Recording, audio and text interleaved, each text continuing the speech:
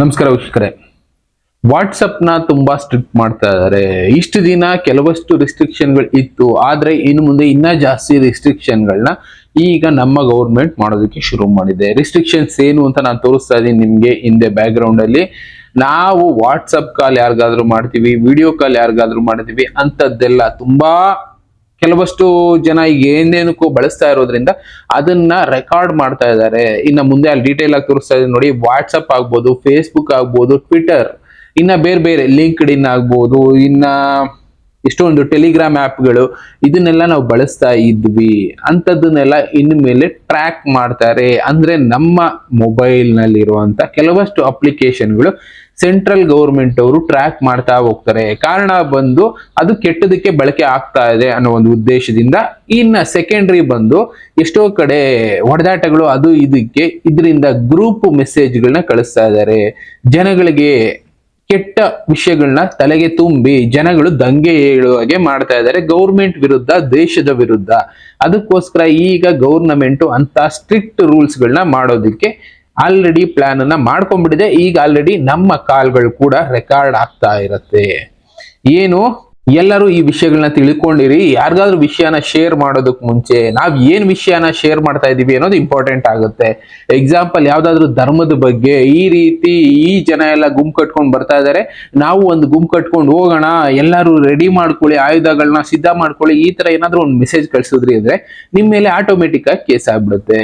ಯಾವ ಧರ್ಮದವರು ಅಂತ ನೋಡೋದಿಲ್ಲ, ಯಾವ ಜಾತಿಯವರು ಅಂತ ನೋಡೋದಿಲ್ಲ, ಇಲ್ಲಿ ಒಂದು ದಂಗೆಗೋಸ್ಕರ ಇವರು ಮಾಡ್ತಾ ಇದಾರೆ ಅಂತ ಕೇಸ್ ಆಗ್ಬಿಡುತ್ತೆ. ಇಷ್ಟು ದಿನ ಮೆಸೇಜ್ಗಳನ್ನ ಯಾವ್ದಾದ್ರು ರೂಪದಲ್ಲಿ ಕಳಿಸ್ತಾ ಇದ್ರಲ್ಲ, ವಾಟ್ಸಪ್ ಅಲ್ಲಿ ಕಳಿಸ್ತಾ ಇದ್ವಿ, ಟೆಲಿಗ್ರಾಮ್ ಅಲ್ಲಿ ಕಳಿಸ್ತಾ ಇದ್ವಿ, ನಾರ್ಮಲ್ ಮೆಸೇಜ್ ಕಳಿಸ್ತಾ ಇದ್ವಿ, ಎಲ್ಲಾನು ಕೂಡ ಡಿಜಿಟಲಿ ಇನ್ ಮೇಲೆ ಟ್ರ್ಯಾಕ್ ಆಗುತ್ತೆ. ನಾಳೆ ಅಲ್ಲಿ ಒಂದು ಹೋರಾಟ ಇದೆ, ಹೋರಾಟಕ್ಕೆಲ್ಲ ಸಿದ್ಧತೆ ಮಾಡ್ಕೊಳ್ಳಿ. ಹೋರಾಟ ನಾರ್ಮಲ್ ಶಾಂತಿಯುತ ಆಗಿದ್ರೆ, ಪರ್ಮಿಷನ್ ತಗೊಂಡಿದ್ರೆ ಅದಕ್ಕೆ ಯಾವುದೇ ರೀತಿ ರಿಸ್ಟ್ರಿಕ್ಷನ್ ಇಲ್ಲ. ಅದೇ ನಾವು ಇದ್ದಕ್ಕಿದ್ದಾಗೆ ಹೋರಾಟ ಮಾಡ್ತೀವಿ, ಒಂದು ಬ್ಲಾಕ್ ಮಾಡ್ತೀವಿ, ರಸ್ತೆನ ಬ್ಲಾಕ್ ಮಾಡೋಣ, ಗೌರ್ಮೆಂಟ್ಗೆ ಬುದ್ಧಿ ಕಲ್ಸೋಣ, ಈ ತರ ಮೆಸೇಜ್ಗಳನ್ನ ಫೇಸ್ಬುಕ್ ಅಲ್ಲಿ ಕಳ್ಸಿದ್ರ, ಟ್ವಿಟರ್ ಅಲ್ಲಿ ಕಳ್ಸಿದ್ರ, ಇಲ್ಲ ವಾಟ್ಸಪ್ ಅಲ್ಲಿ ಕಳ್ಸಿದ್ರ ಆಟೋಮೆಟಿಕಲಿ ನಿಮ್ಮ ಮೇಲೆ ಕೇಸ್ ಆಗುತ್ತೆ. ಯಾವ ಮಟ್ಟಕ್ಕೆ ಬರ್ತಾ ಇದೆ ಲೆಕ್ಕ ಹಾಕೊಳ್ಳಿ.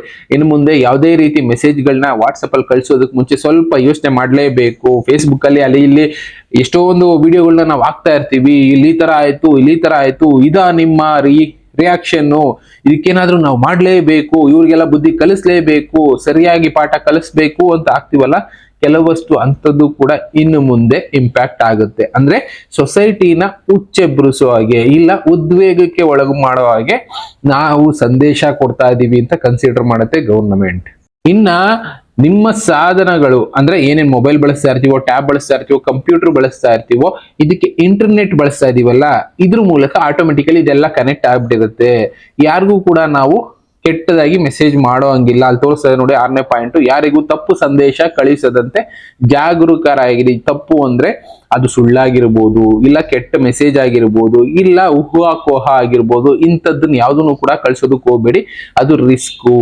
ಇನ್ನ ನಿಮ್ಮ ಮಕ್ಕಳು, ಒಡ ಹುಟ್ಟಿದವರು, ಸಂಬಂಧಿಕರು, ಸ್ನೇಹಿತರು, ಪರಿಚಯಸ್ಥರು, ಇಂಥವ್ರಿಗೆಲ್ಲ ಈ ವಿಷಯನ ತಿಳಿಸ್ತಾ ಹೋಗಿ. ಯಾಕೆ ಅಂದ್ರೆ ಸಾಮಾಜಿಕ ಮಾಧ್ಯಮ ಅನ್ನೋದು, ಸೋಷಿಯಲ್ ಮೀಡಿಯಾ ಏನಿದೆ, ಇದು ಬಂದು ಒಳ್ಳೆ ವಿಷಯಗಳನ್ನ ಜನ ತಿಳಿಸೋದಕ್ಕೆ, ಎಜುಕೇಶನಲ್ ಪರ್ಪಸ್ ಬಳಸಿ, ಇಲ್ಲ ಯಾವ್ದಾದ್ರು ಒಳ್ಳೆ ವಿಷಯನ ವಿಶ್ ಮಾಡೋದಕ್ಕೋ, ಇಲ್ಲ ಬೇರೆ ಏನೋ ಒಂದು ಇನ್ಫಾರ್ಮೇಶನ್ ಶೇರ್ ಮಾಡೋದಕ್ಕೆ ಬಳಸಿ. ಅದನ್ನೇ ಕೆಟ್ಟ ಉದ್ದೇಶಕ್ಕೆ ಬಳಸಿದ್ರೆ ನಿಮ್ಮ ಮೇಲೆ ಆಕ್ಷನ್ ತಗೊಳುತ್ತೆ ಗವರ್ನಮೆಂಟು. ಇನ್ನ ಸರ್ಕಾರದ ವಿರುದ್ಧ, ಪ್ರಧಾನ ಮಂತ್ರಿಯ ವಿರುದ್ಧ ಯಾವುದೇ ರೀತಿ ಸಂದೇಶ ಕಳಿಸೋ ಹಾಗಿಲ್ಲ, ವಿಡಿಯೋಗಳನ್ನ ಮಾಡೋ ಹಾಗಿಲ್ಲ. ಎಕ್ಸಾಂಪಲ್, ಈಗಿರುವಂತ ಮಂತ್ರಿಗಳಿಂದ ಈ ರೀತಿ ಸ್ಕ್ಯಾಮ್ ಆಯ್ತು ಅಂತ ವಿಡಿಯೋ ಮಾಡೋ ಹಾಗಿಲ್ಲ. ಆಟೋಮೆಟಿಕಲಿ ಆಕ್ಷನ್ ಅನ್ನೋದು ಕಾಯ್ತಾ ಇರ್ತಾರೆ. ಇನ್ನ ಇಂಥವ್ರು ಇಂಥ ತಪ್ಪು ಮಾಡ್ತಾ ಇದ್ದಾರೆ ವಿತೌಟ್ ಪ್ರೂಫ್ ಮಾತಾಡೋಂಗಿಲ್ಲ. ಪ್ರೂಫ್ ಇದ್ರೆ ಮಾತಾಡ್ಬೋದು ಬಿಡಿ, ಪ್ರೂಫ್ ಇಲ್ಲದೆ ಊಹಾಕೋಹ ಇಟ್ಕೊಂಡು ಮಾತಾಡೋ ಹಾಗಿಲ್ಲ. ಯಾವುದೇ ಮಿನಿಸ್ಟರ್ ಬಗ್ಗೆ ಆಗ್ಲಿ, ಯಾವುದೇ ಸರ್ಕಾರದ ಬಗ್ಗೆ ಆಗ್ಲಿ, ಸರ್ಕಾರಿ ಉದ್ಯೋಗಿ ಬಗ್ಗೆ ಆಗ್ಲಿ, ಇಂಥದ್ದನ್ನ ನಾವು ಮಾಡಿದ್ರೆ ಅಫೆನ್ಸಿವ್ ಅನ್ನೋದು ಇನ್ನು ಮುಂದೆ ಕೇಸ್ ಆಗುವಂತದ್ದು. ಇದೆಲ್ಲ ತಿಳ್ಕೊಳ್ಳಿ. ಯಾಕೆ ಅಂದ್ರೆ ಇಷ್ಟ ದಿನ ಸಿಕ್ಕಿ ಕಡೆ ಎಲ್ಲ ಏನೇನೋ ವಿಡಿಯೋಗಳು ಮಾಡಾಕ್ತಾ ಇದ್ವಿ. ಈ ತರ ಈ ಸರ್ಕಾರದಲ್ಲಿ ಈ ರೀತಿ ವಂಚನೆ ಆಗೋಯ್ತು, ಪ್ರೂಫ್ ಇಲ್ಲದೆ ಮಾತಾಡಿದ್ರೆ ಕೇಸ್ ಆಗುತ್ತೆ.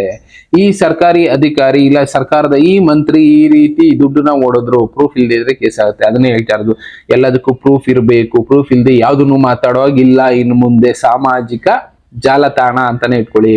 ಇನ್ನ ಮುಂದಕ್ಕೆ ಹೇಳ್ತಾರೆ ನೋಡಿ, ಸರ್ಕಾರದ ವಿರುದ್ಧ ನಾವೆಲ್ಲೂ ಅಪೋಸ್ ಮಾಡೋಂಗಿಲ್ಲ. ಓಕೆನಾ?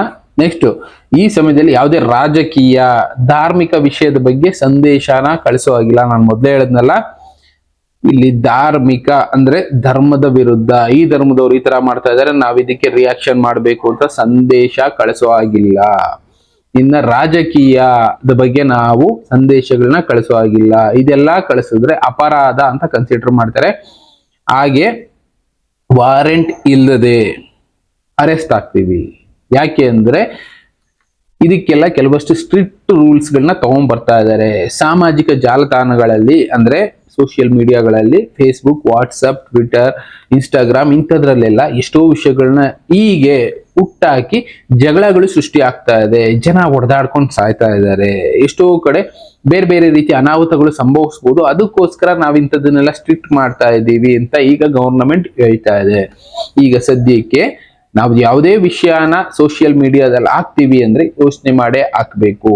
ಇನ್ನ ಇದಕ್ಕೆ ಮೊದಲೇ ಪೊಲೀಸ್ನವರು ಸೂಚನೆ ಕೊಡ್ತಾ ಇದ್ದಾರೆ, ಸ್ವಲ್ಪ ಯೋಚನೆ ಮಾಡಿ ವಿಷಯಗಳನ್ನ ಶೇರ್ ಮಾಡಿ. ಗ್ರೂಪ್ಗಳಿರುತ್ತೆ, ನಿಮ್ಗೆ ಗೊತ್ತಿರೋದಿಲ್ಲ, ಯಾರೋ ಒಬ್ರು ನಿಮ್ಗೆ ಒಂದು ಮೆಸೇಜ್ ಕಳಿಸಿರ್ತಾರೆ, ಒಂದು ಗ್ರೂಪ್ ಅಲ್ಲಿ ಶೇರ್ ಮಾಡ್ಬಿಡ್ತೀರಾ, ಅದು ಗ್ರೂಪ್ ಅಡ್ಮಿನ್ಗೂ ಪ್ರಾಬ್ಲಮ್ ಆಗುತ್ತೆ, ಜೊತೆಗೆ ಯಾರು ಶೇರ್ ಮಾಡಿರ್ತಾರೆ ಅವ್ರಿಗೂ ಕೂಡ ಪ್ರಾಬ್ಲಮ್ ಆಗುತ್ತೆ. ದೊಡ್ಡದಾಗ ಆಗ್ಬೋದು ಪ್ರಾಬ್ಲಮ್, ಇಲ್ಲ ಸಣ್ಣದಾಗ ಆಗ್ಬೋದು, ಒಟ್ನಲ್ಲಿ ನಿಮ್ಗೆ ಶಿಕ್ಷೆ ಅನ್ನೋದಂತೂ ಕಾಯ್ತಾ ಇರುತ್ತೆ ಅನ್ನೋದು ಫಿಕ್ಸು. ಆ ರೀತಿ ಹೊಸ ರೂಲ್ಸ್ ಗಳನ್ನ ಮಾಡ್ಕೊಂಡಿದ್ದೇವೆ. ಅಲ್ಲಿ ಅದನ್ನ ತೋರಿಸ್ತಾರೆ ನೋಡಿ. ಗುಂಪು ಸದಸ್ಯರು, ನಿರ್ವಾಹಕರು ದಯವಿಟ್ಟು ಈ ವಿಷಯವನ್ನು ಗಂಭೀರವಾಗಿ ಪರಿಗಣಿಸಿ. ಅಂದ್ರೆ ಗ್ರೂಪ್ ಡಿಸ್ಕಷನ್ ಅಲ್ಲಿ, ಗ್ರೂಪ್ ಅಲ್ಲಿ ಇಂಥ ವಿಷಯಗಳನ್ನ ಶೇರ್ ಮಾಡೋದಕ್ಕೆ ಮುಂಚೆ ಸ್ವಲ್ಪ ಯೋಚನೆ ಮಾಡಿ. ಗ್ರೂಪ್ ಅಡ್ಮಿನ್ ಯಾರಿರ್ತಾರೆ ಅವರು ಇದಕ್ಕೆ ಹೊಣೆ ಆಗ್ತಾರೆ. ಸುಳ್ಳು ಸಂದೇಶನ ಕಳಿಸಿದ್ರೆ ಅಂತದ್ದೆಲ್ಲ ರೆಕಾರ್ಡ್ ಆಗಿರುತ್ತೆ, ಅದು ಪೂರ್ತಿಯಾಗಿ ಪ್ರೂಫ್ ಆಗುತ್ತೆ. ನೀವಿಂತ ಸಂದೇಶನ 4 ಜನ ಕಳಿಸಿದ್ದೀರಾ, ಇದರಿಂದ ಸಮಾಜದಲ್ಲಿ ಉದ್ವೇಗಕ್ಕೆ ಒಳಗಾಗುವಂತ ಸಿಚುವೇಶನ್ ಕ್ರಿಯೇಟ್ ಮಾಡಿದೀರಾ, ಅದಕ್ಕೆ ನಿಮ್ಮ ಮೇಲೆ ಆಕ್ಷನ್ ತಗೊಳ್ತಾ ಇದೀವಿ ಅನ್ನೋ ರೀತಿ ಆಗುತ್ತೆ. ಇನ್ನ ಗುಂಪಲ್ಲಿ ಇಲ್ಲ ಇಂಡಿವಿಜುವಲ್ ಯಾರಿಗಾದ್ರೂ ನಾವು ಮೆಸೇಜ್ ಕಳ್ಸಿದ್ರೆ ಆಲ್ರೆಡಿ ಇದೆಲ್ಲ ಗೊತ್ತಿರೋದೆ. ಸಿಂಗಲ್ ಟಿಕ್ ಬಂದ್ರೆ ಸಂದೇಶ ಹೋಗಿದೆ ಅಂದ್ರೆ ಮೆಸೇಜ್ ಹೋಗಿದೆ. 2ನೇ ಟ್ರಿಕ್ ಬಂದ್ರೆ ಅವರು ರಿಸೀವ್ ಮಾಡ್ಕೊಂಡಿದ್ದಾರೆ, ಅದು ನೀಲಿ ಬಣ್ಣಕ್ಕೆ ಬಂದ್ರೆ ಅವರು ಅದನ್ನ ಓದಿದ್ದಾರೆ. ಕೆಲವೊಂದು ಸಲ ಆಪ್ಷನ್ಗಳನ್ನ ಚೇಂಜ್ ಮಾಡ್ಕೊಂಡಿದ್ದಾರೆ ಬಿಡಿ. ಇನ್ನ 3 ನೀಲಿ ಟಿಕ್ ಬಂದ್ರೆ 2 ಬರ್ತಾ ಇತ್ತು, ಇನ್ಮೇಲೆ 3ನೇದು ಕೂಡ ಆಡ್ ಆಗುತ್ತೆ. ಆ 3ನೇ ನೀಲಿ ಟಿಕ್ ಬಂದ್ರೆ ಏನಾಯ್ತು, ನಮ್ಮ ಮೆಸೇಜ್ ನ ಗೌರ್ಮೆಂಟ್ ಕೂಡ ನೋಡ್ತಾ ಇದೆ. ಅಂದ್ರೆ ನಮ್ಮ ಮೊಬೈಲ್ ಅಲ್ಲಿರುವಂತ ಡೇಟಾಗಳು, ನಾವು ಶೇರ್ ಮಾಡ್ತಾ ಇರುವಂತ ವಿಷಯಗಳು ಎಲ್ಲ ಕೂಡ ಗೌರ್ಮೆಂಟ್ ನೋಡ್ತಾ ಇದೆ.